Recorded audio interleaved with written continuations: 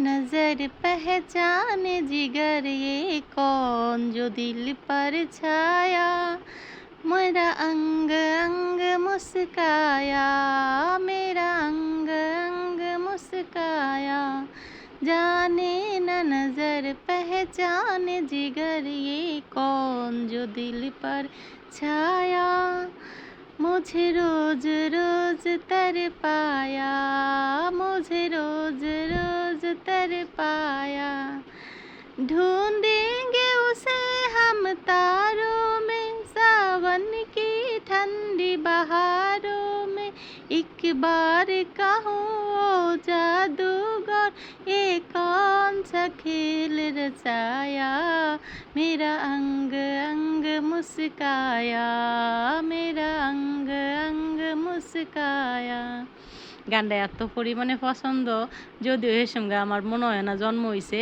আসলে মনে হয় জন্ম হয়েছে তো হেসমগার গান কিন্তু আমার এত ফেভারিট একটা গান পুরানা দিনের খুব সম্ভবত কি জানি না একটা নাম মনে করতে পারতেছি না তো রেসিপির কথা কই রেসিপি হইলো যে দুইটা আপনার ঘরে আচারের জিনিস দিমু ওই আচারের রেসিপি দিমু যেটা হইলো আমার মতন যদি বানায় খান তাইলে অবশ্যই খুব ভালো একটা ইয়া হইব তার আমার মতন বানায় খান কি জানি কম বেশি সবাই পারবেন তো এই রেসিপিটা আপনাদের শেয়ার করা হয় নাই আজকে মোবাইল ঘাটতে গিয়ে দেখি যে রেসিপিটা আপনাদের শেয়ার করি নাই তো আমি কিন্তু আজ কি নাম লইছি এবার যেহেতু গাছের আম ততটা হয় নাই যার কারণে কি নাম দিয়ে আজকে আচার বানাবো একটা হইলো টক আচার আরেকটা হইলো কাশ্মীরি আচার বা জেলি আচার সেটা কাশ্মীরি আচার কয় কি লেগে আমি জানি না তো যেটা চিরচির করে লইছি লম্বা লম্বা করে সেইটা হইলো কাশ্মীরি আচার জেলি আচার আর এইটা হইলো আমার সেই খিচুড়ি বা ডাইল এই সব দিয়া খাওয়ার আচার আর কি তো আমি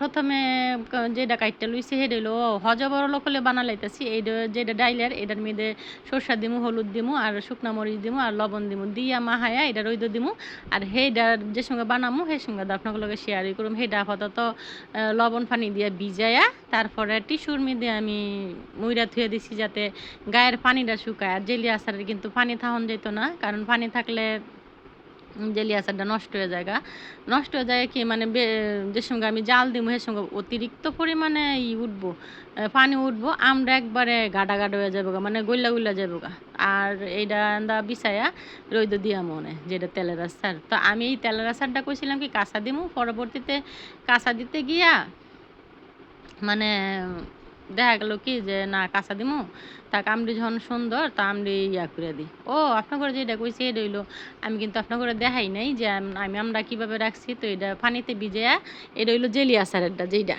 তো এটা হইলো পানিতে ভিজায় সিরকা দিয়া একটু লবণ দিয়া মাখাই থুমু কারণ এটার মেয়েদের কোনো টক কিছু থাউন যেত না মানে টকটা যাতে একবারে কোনোভাবেই না থাকে এটার লাগে আমি কয়েকবার কিন্তু না হইলো 3-4বার আমি এই ইয়াটা করছি এর লাগে আপনার করে দেখাই দিলাম যে আমি কীভাবে টিস্যুতে রাখছি একবারে পানিগুলা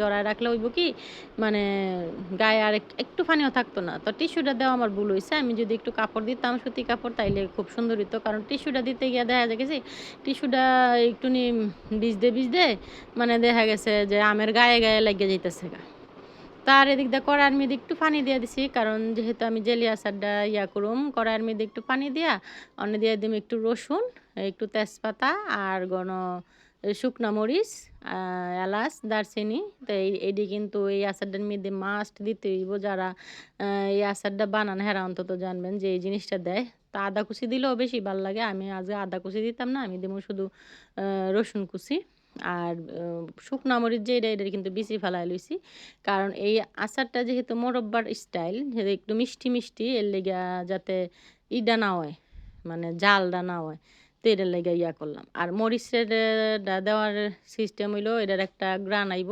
অন্যরকমের একটা মজা লাগবো তো এর লেগে শুকনো মরিচটা বেশি ফেলাই দিছি আর ওই আমরা কইলাম না যে একবারে শুকাই লইছি গায়ের মধ্যে একটুও পানি নেই একবারে শুকনা কইরা একবারে করে লইছি আর সেই ইয়ারের মধ্যে দিয়ে দিব মানে আমরা দিয়ে একটু লাড়াচাড়া দিয়া পরে চিনিটা মিশাই দিলে আমি দেখছি যে ওই যে আপনার ঘরে যেটা কইলাম টিস্যুগুলা কিন্তু পরে আমার ফালাইতে হইছে আপনার ঘরে যেটা ভিডিওতে দেখাই নাই টিস্যুটা একবার আমের গায়ে লাগিয়ে আসছিল আমি পরে ফালাইয়া তারপরে লইছি তো কিনা আমগুলো হয় কি যে মানে গাছের আমরা তো জানি যে আমগো আম গাছ যারা আমার ভিডিও দেখছেন যে আম পাইকা গেল গো আচার দিলে গলা হয় না, মানে গইলা জায়গা না।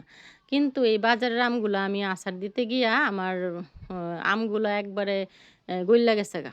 মানে যেই আচারটা আর দেখা মনে ভিডিওর মধ্যে আছে লাস্ট পর্যন্ত দেখলে দেখবেন যে আমার এই যেইটা তেলের আচার মানে যেটা টক আচার সেইটা কিন্তু একবারে গইল্লা গেছে গা। তো কথা কইতে আমি এতে চিনি দিয়া দিছি একবারে খুব বেশি করে চিনি দিতে হইব যারা মিষ্টি খান।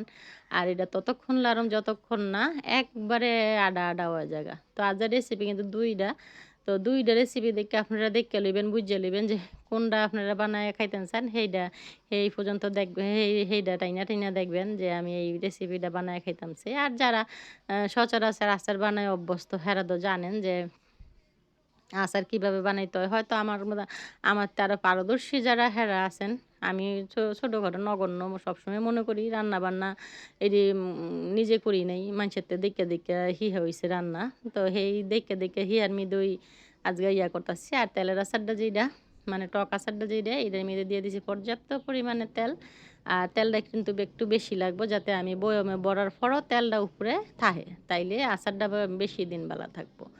আর তেলের আচার যেহেতু সারা বছর রাহুম এর লেগে কিন্তু এই যাতে তেলে ডুবা থাকে সেই অবস্থা। তো এদিক দিয়ে আমগুলো দেখি একবারে রোদ ভালোই গেছে। সে একবারে শুকায় গেছে গা ইয়ার পানি দি। তো না শুকাইলেও চলে কিন্তু শুকাই লইলে হয় কি মানে গইল্লা গলাটা একটু কম গলে আরকি। আর মসলার একটা যে গন্ধ, কাঁচা গন্ধ এই গন্ধটা থাকে না। শুকাইলে আর এই একটা ইয়া। তো এই যে কথা কইতে দিয়ে দিছি আমগুলা যে টুকরা করে রাখছি আমগুলা আর দিয়ে দিছি কাঁচা রসুন। এই রসুনটা আমি সবসময় আচারের মধ্যে দিতাম না। আমি গত বছর একটা আচার দিছিলাম, আপনাগুলো শেয়ার করছিলাম কিনা জানি না। সেই আচারটা দিতে গিয়া আমি রসুন দিছিলাম কয়টা। এরপরে চাইয়া দেখি মানে বাদটা খাইতে গিয়া মানে আমের থেকে বেশি মজা লাগতেছে আমার মানে রসুনটা। এত পরিমাণে মিষ্টি আর কি লেভেলের যে মজা লাগে যে আমি মাংসতে দিয়া কোনো সময় খাই নাই। কিন্তু আচারে দিয়ে আমি বুঝি যে আচারের মধ্যে আস্ত রসুন দিলে আসলেই খুব মজা লাগে। তো একটু লবণ দিয়ে ব্যালেন্স করে লইলাম। আর চিনি তো দিতাম না। যদি মনে হয় একটু নিয়ে হয়তো টকটা কমানোর লেগে দিতে পারি। কারণ যেহেতু আমি টক আচার বানাইতেছি। আর এই আচারটা আমার ঘরে সবসময় পছন্দ করে। এই আচারটাও আরেকটা আছে জুড়ি আচার, এই আচারটাও খুব পছন্দ করে। এই খিচুড়ি দেয়া বা বৃষ্টির দিনে খিচুড়ি দিয়া বা এই খুদের ভাত দিয়া। তো টকটা একটু ভালোই লাগতেছে এর লেগে একটু নিয়ে আমি চিনি দিয়ে দিছি যাতে লবণ আর ব্যালেন্স করে। তো এই আচারটা দিতে গিয়ে আমি খুব বিপদে পড়ছি। কারণ না লারন সারন যাইতেছে না কিছু করণ যাইতেছে। আমরা এত পরিমাণে একটু ফাঁকনা আছিল আর গোস্তাইল্লা ছিল যে আমরা একবারে গুল্লা আইতেছে। তা আমি কোন সময় সিরকা দিমু আর কোন সময় কি করব মানে আমি নিজেই বুঝা উঠতে পারতাছিলাম না যে কিভাবে আমি এই আচারটা করুম। তো জালটা কমায় দিয়ে হালকা মানে খুব কম লাড়া দিছি যাতে না হয়। মানে গইল্লা না যায়। কারণ বেশি লাড়া দিলে যত লাড়া পড়বো তত কিন্তু গইল্লা যাবো গা। তো আপনাগুলা যে মেলা বকবকাইলাম। বকবকাইতে ২ টা রেসিপি দিয়া দিলাম। আমের রেসিপি তো যেদিন যে সময় থাহে হেসমগারে হয়তো ভিডিওটা হেসমগা দিতে পারি নাই। তো যাই হোক এর লেগা পরেই দিলাম। আর এদিক দিয়ে আরেক চুলার মধ্যে যে জেলি আচারটা সেটারও দেখি শুকায় আইছে পানিটা। আর আমি কইলাম ওই যে এটা এক্কারে যাতে আডা হয় সেই মানে একতার সুতা থাকবো আরকি চিনির মধ্যে। একতার সুতা হইলে তারপরে নামাইলাম। তো এর মধ্যে কিন্তু আমি সিরকা দেই নাই। কারণ জেলি আচার তো চিনির মধ্যে দিছি তো যার কারণে সিরকা লাগতো না। এই চিনিটার এই প্রলেপটাই এটারে ভাল লাগবো। মানে ভালো রাখবো আরকি।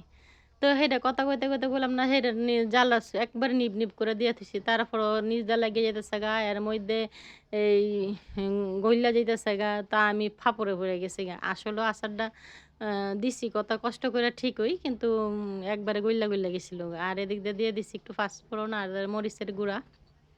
মানে শুকনা মরিচের গুঁড়া। এটি তো কড়াই আছিল। ঘরের মধ্যে কইরা রাখছিলাম। আর আচারের সিজন বলতে না, আমার এগুলো অনেক সময় করা থাকে দেখা গেল বাজারতে আনারস আনছে বা আম আনছে হুটহাট কইরা ভর্তা বানায় দেই হেডি দিয়া। পাঁচফোড়ন দিয়া আর এই শুকনা মরিচের গুঁড়া দিয়া। আর এই আচারটাই ভালো রইছে। এই আচারটা কিচ্ছু হয় নাই। এই আচারটা একবার আস্তে, আস্তে রইছে। কিন্তু সেই টক জাল আচারটাই একবারে গলা হইছে গা। তো ২ টা বয়ম আবার রইদে দিয়া থুইছিলাম যে ২ টা বয়মও বড়ুম। তো এর লাইগা বয়মগুলা খুব রইদে দিয়া ভালো কইরা টিস্যু দিয়া মুইচ্ছা তারপরে থুইছি। কিন্তু আচার ভালো থাকবো। কারণ কোনো বছরই আচার আমার নষ্ট হয় না। ১ বছর গেছিল গা, ১ বছর নষ্ট হয়ে গেছিল গা। কারণ সেই বছর আচারটা আমার তেল কম পড়ছিল সম্ভবত। আমি সিরকা দেওয়া পরে শিখছি। কারণ সিরকা আমি দিতাম না। আমি তেলের মধ্যেই আচার আমার ভালো থাকতো। তো অন পর্যন্ত জলফাই আচার আছে, জেলি আচারও বসছি।